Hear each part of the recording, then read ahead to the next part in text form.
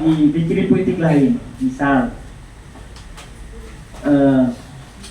keliru misalnya saya ketika saya memakai sudut pandang esai saya yang diabedasin itu untuk menelaah bukunya Devaini, karena ciri politiknya beda.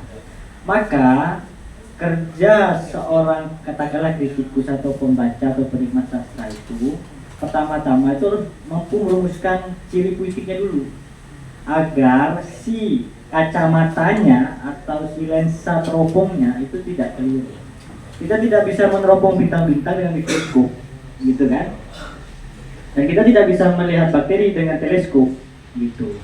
Jadi itulah cara saya menghindar dari elektisisme dan tertutupnya katakanlah metode kritik atau metode pembacaan.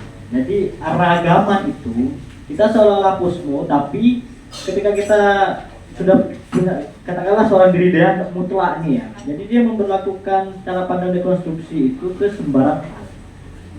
Bagi saya itu kurang cocok ya, atau kurang tepat, karena setiap ragam karya penyair atau sastrawan atau perupa misalnya itu punya ciri politiknya sendiri.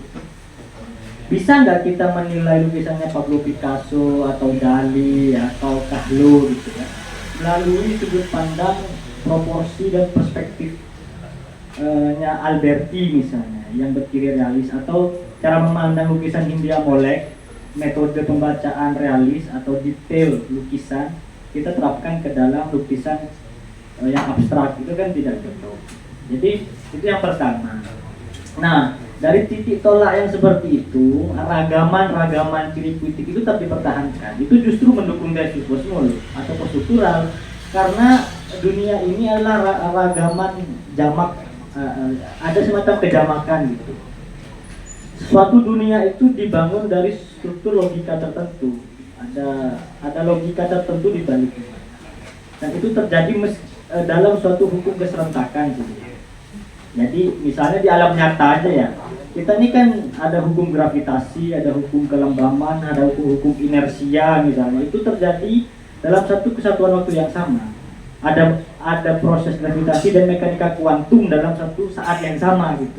Ada dua dunia fisika yang berbeda. Itu di alam nyata aja demikian. Apalagi di dunia sastra yang dunianya itu otonom gitu. Betul kata Kevaisi tadi, saya sudah nyinggung di essay saya itu bahwa si penyair atau sastrawan itu kan membangun dunia mandiri yang bisa jadi dunia itu nggak ada sangkut pautnya dengan si alam kenyataan ini gitu. Nah, jadi saya mempertahankan ragam estetik gitu ya. Jadi judgement indah atau tidak itu sudah mulai kabur di titik itu. Jadi itu cenderung anti estetika jadinya saya. Jadi tidak ada kategori mutlak yang ini indah, yang itu buruk, yang ini buruk, yang itu indah gitu.